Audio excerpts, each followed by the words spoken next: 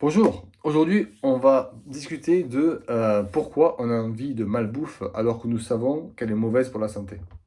Donc la malbouffe ultra transformée comme les donuts, les hot dogs, les céréales sucrées représente désormais près de 60% des calories consommées par les adultes aux États-Unis. Nous savons tous que ces aliments sont liés à l'obésité, au diabète, aux maladies cardiaques et à d'autres problèmes de santé. Et pourtant il semble presque impossible de leur résister. Il vous est probablement déjà arrivé de plonger la main dans un paquet de chips ou de dévorer une glace tout en sachant pertinemment que c'est pas bon pour la santé. Alors pourquoi ces aliments malsains nous font-ils autant envie malgré tout?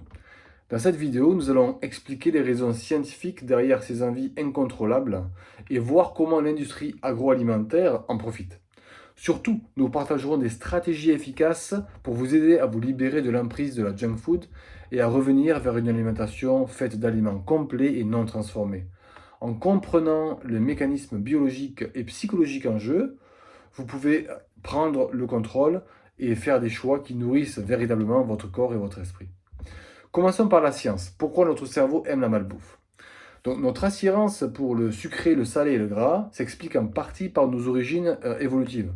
La survie de nos ancêtres, qui vivaient dans des environnements de pénurie alimentaire profonde, dépendait des aliments très caloriques. Donc le goût du sucre, du gras et du salé représentait alors un atout pour obtenir l'énergie nécessaire à la survie. Nous avons hérité de cette programmation biologique qui nous fait adorer les saveurs sucrées et riches, car dans la nature, ces goûts étaient synonymes d'aliments à haute densité énergétique. Mais aujourd'hui, dans un mode d'abondance où les friandises et la restauration rapide sont omniprésentes, ce même héritage se retourne véritablement contre nous. Les aliments industriels modernes nous inondent de quantités massives de sucre, gras et sel, bien plus que ce que l'on trouve à l'état naturel, ce qui suractive intensément les circuits de la récompense dans notre cerveau. Lorsque vous mangez de la malbouffe, ou même simplement l'idée d'en manger, votre cerveau libère de la dopamine, le neurotransmetteur du plaisir, en empruntant la même voie de récompense que celle activée par les drogues comme la cocaïne. Sur le moment, cet afflux de dopamine provoque une brève sensation d'euphorie et conditionne votre cerveau à en redemander encore et encore. C'est un cercle vicieux de renforcement. Comme l'explique une experte de Harvard, ces aliments stimulent les centres de plaisir dans notre cerveau, nous faisant privilégier la récompense immédiate au détriment des conséquences à long terme. Et à la longue, le cerveau s'adapte même en diminuant sa réponse à ces simulations. Ce qui fait qu'il nous en faut toujours plus pour ressentir le même plaisir. Un phénomène semblable au développement d'une tolérance avec les substances addictives. La malbouffe perturbe aussi nos hormones de la faim et de la satiété.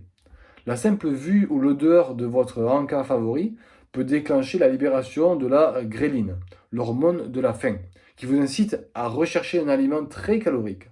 Une fois que vous cédez à la tentation, une nouvelle vague de dopamine est libérée, renforçant le cycle envie, consommation, récompense.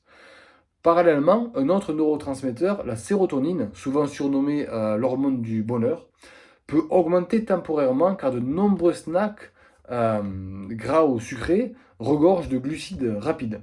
Cela explique pourquoi on ressent un petit réconfort et une amélioration de l'humeur juste après avoir englouti des biscuits ou des chips. Mais cet effet est de très courte durée. Il est suivi d'une retombée brutale qui peut vous laisser fatigué, déprimé ou anxieux une fois que le high du sucre est dissipé. Pour ne rien arranger, une consommation régulière d'aliments ultra transformés émousse nos signaux naturels de la satiété. La leptine est l'hormone qui indique normalement à votre cerveau que vous avez assez mangé. Or, un régime riche en malbouffe peut brouiller le signal de la leptine au point de créer une résistance à la leptine. Le cerveau ne réagit plus correctement au message stop, tu es rassasié. On continue alors à manger bien au-delà de la satiété normale, ce qui conduit à une suralimentation chronique.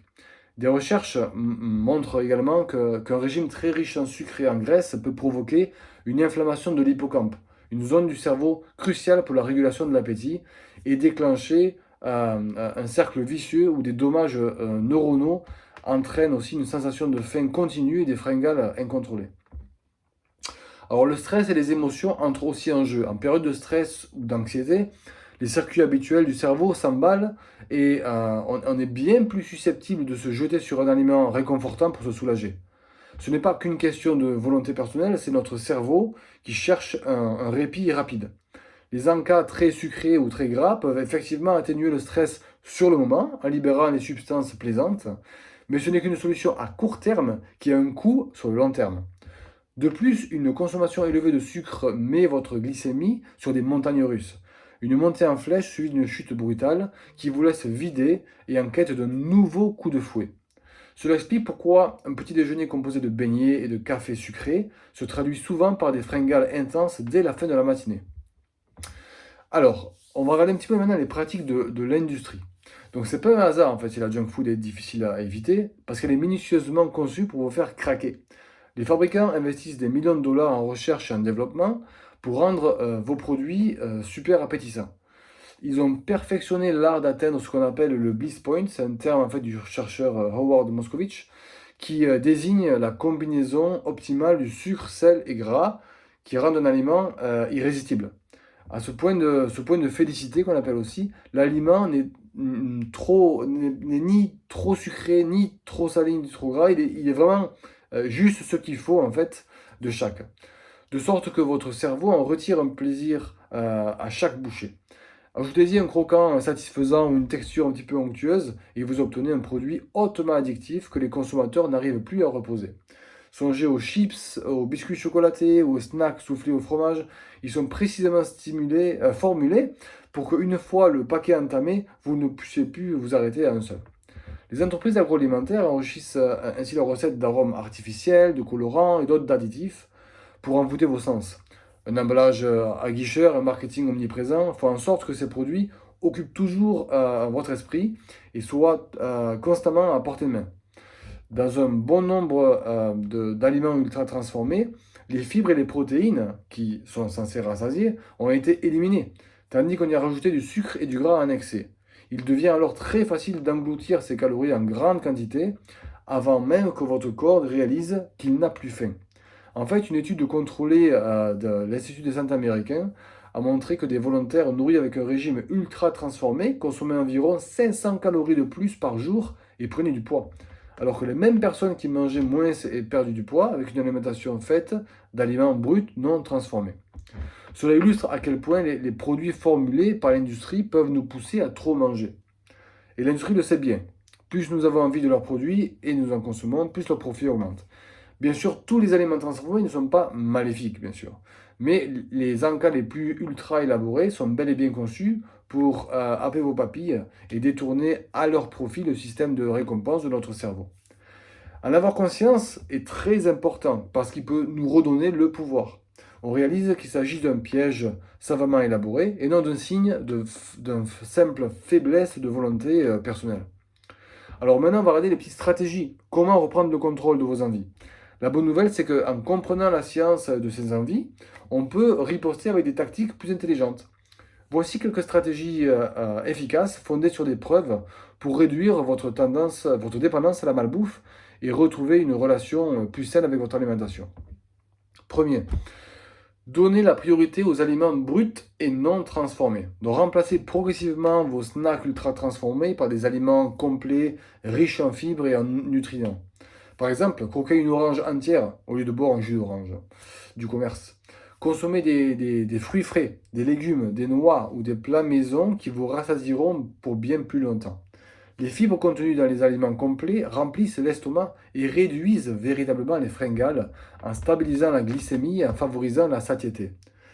Une experte en nutrition de Harvard souligne d'ailleurs qu'augmenter son apport en fibres est l'un des premiers gestes pour faire baisser ses envies de malbouffe, car les fibres vous laissent repus au lieu de vous faire rechercher la prochaine sucrerie. À mesure que vous intégrez de plus en plus d'aliments complets, votre palais va s'adapter. Vous constaterez que les snacks industriels, trop sucrés et trop salés, deviennent bien moins attirants, tandis que la douceur naturelle d'une baie ou la saveur d'une salade fraîchement préparée vous apporteront de plus en plus de satisfaction. Numéro 2, ne faites pas l'impasse sur les protéines, surtout le matin. On a fait des vidéos là-dessus, vous devez vous en rappeler. Ce que vous mangez au début de journée donne le ton pour vos envies à venir. Un petit déjeuner riche en céréales raffinées et en sucre va certes vous donner un petit coup d'énergie rapide, mais il se soldera souvent par un coup de barre en milieu de matinée et par de fortes fringales de malbouffe avant midi. A l'inverse, un petit déjeuner riche en protéines vous rassasiera durablement et stabilisera votre énergie. Des études montraient que pour faire la part belle aux protéines le matin, par exemple avec des œufs, du yaourt grec aux noix ou des flocons d'avoine agrémentés de graines, réduit significativement les envies d'aliments sucrés et gras plus tard dans la journée. Dans une étude aussi, les participants qui prenaient un petit déjeuner hyper protéiné se sentaient bien plus rassasiés et ingéraient spontanément moins de calories au cours de la journée et avaient moins d'envie compulsive de grignoter. Les protéines aident à réguler les hormones de l'appétit et ralentissent la digestion. Maintenant, et maintiennent une glycémie assez stable. Essayez donc de commencer votre journée avec environ 25 à 30 grammes de protéines pour mettre toutes les chances de votre côté. Et on a fait des vidéos avec certains exemples, si vous vous rappelez bien. Numéro 3, hydratez-vous et méfiez-vous des fausses faims. Votre cerveau confond parfois la soif avec la faim. Vous pensez avoir besoin d'une barre chocolatée alors que vous avez peut-être juste simplement besoin d'un grand verre d'eau. Assurez-vous de boire suffisamment tout au long de la journée pour prévenir certaines fringales. La prochaine fois qu'une envie soudaine de malbouffe vous assaillit, commencez par boire un verre d'eau et patientez quelques minutes. Souvent, l'envie s'estompe d'elle-même lorsque votre corps réalise qu'elle était surtout assoiffée et pas réellement affamée. Gardez une bouteille d'eau à portée de main et restez bien hydraté tout au long de la journée pour vous aider à éviter bien des grignotages inutiles. De plus, faites attention à ce qui déclenche vos grignotages. Avez-vous faim psychologiquement ou mangez-vous par ennui, par habitude ou pour compenser une émotion? Parfois, une petite promenade, s'étirer ou respirer profondément quelques instants peut suffire à désamorcer une envie émotive et vous détourner du placard. Numéro 4, gérez votre stress et vos émotions sans nourriture. Le stress nous pousse souvent à chercher du réconfort dans l'assiette, d'où l'importance de trouver d'autres moyens de faire face. Quand vous sentez l'anxiété monter ou qu'une journée difficile vous pèse, au lieu de vous réfugier dans un pot de crème glacée, essayez une activité anti-stress sur le moment. Sortez, marchez, faites quelques étirements, pratiquez une brève méditation ou appelez un ami. Ces actions vous aideront à briser l'automatisme qui vous fait associer émotions négatives et malbouffe. Rappelez-vous que les fringales dues au stress, c'est simplement votre cerveau qui cherche une dose de dopamine apaisante. Offrez-lui plutôt des récompenses plus saines. Même des pratiques comme la respiration en pleine conscience ou la tenue d'un journal intime peut, avec le temps, reconfigurer vos habitudes. Si vous avez tendance à grignoter tard le soir, mettez en place une routine relaxante au coucher pour réduire l'anxiété et l'envie de fouiller le frigo.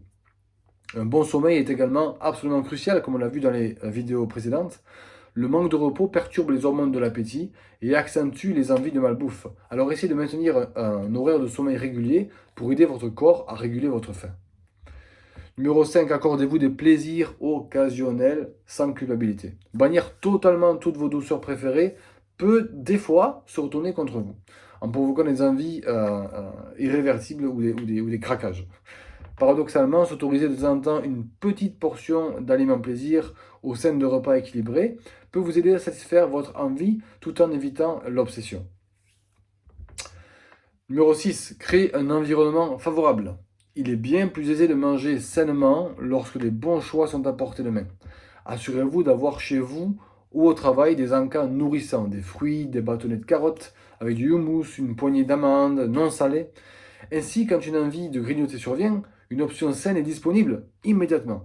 Si possible, limitez la quantité de malbouffe que vous stockez chez vous. Il est bien plus facile de résister à des cookies ou des chips si vous n'en avez pas constamment sous les yeux dans votre placard.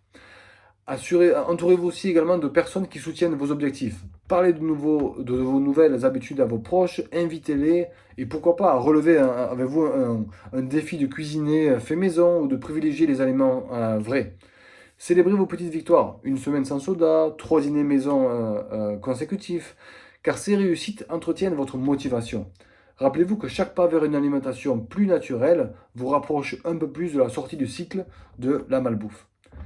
En conclusion, avoir envie de malbouffe alors qu'on sait qu'elle est mauvaise pour nous est une expérience courante. Et nous comprenons maintenant pourquoi. Notre cerveau et notre corps ont été détournés par un mélange explosif de préférences héritées de l'évolution et de manipulation de l'industrie agroalimentaire moderne. Mais savoir, c'est pouvoir. En réalisant que ces chips et ces biscuits sont littéralement conçus pour exciter vos sens, nous pouvons commencer à déjouer nos envies. Vous avez à votre disposition tous les outils pour reprogrammer vos habitudes. Privilégiez les aliments bruts, stabilisez votre glycémie, gérez votre stress et vous accordez des plaisirs en pleine conscience. vont progressivement aider votre cerveau à recalibrer son système de récompense pour qu'il recherche plutôt une nourriture saine. Surtout ne vous blâmez pas pour vos anciennes habitudes. La culpabilité ne ferait qu'ajouter au stress, et comme nous l'avons vu, le stress alimente des envies de malbouffe. Abordez ce changement comme une amélioration positive de votre mode de vie. Chaque fois que vous choisissez un bol de flocons d'avoine à la place d'une céréale sucrée ou de l'eau à la place d'un soda, vous renforcez de nouvelles connexions neuronales et il vous sera un peu plus facile de faire le choix sain la prochaine fois. Au fil du temps, la malbouffe va perdre son emprise sur vous et les saveurs authentiques des aliments naturels deviendront de plus en plus satisfaisantes. Oui, vous pouvez vous libérer de l'addiction de la junk food. Cela ne se fera pas du jour au lendemain, mais chaque petit changement vous rapproche de la liberté. Rappelez-vous que vous n'êtes pas seul dans ce parcours. Beaucoup d'autres y sont parvenus et vous y arriverez aussi. En combinant les connaissances scientifiques et les stratégies concrètes, vous réussirez non seulement à vaincre ces fringales, mais aussi à gagner en énergie, en santé et à retrouver cette formidable impression d'avoir repris les rênes de vos choix. Votre corps et votre cerveau méritent le carburant d'une vraie nourriture. Retrouvons le plaisir de manger sainement, une bouchée consciente à la fois. Merci pour votre attention et à plus tard.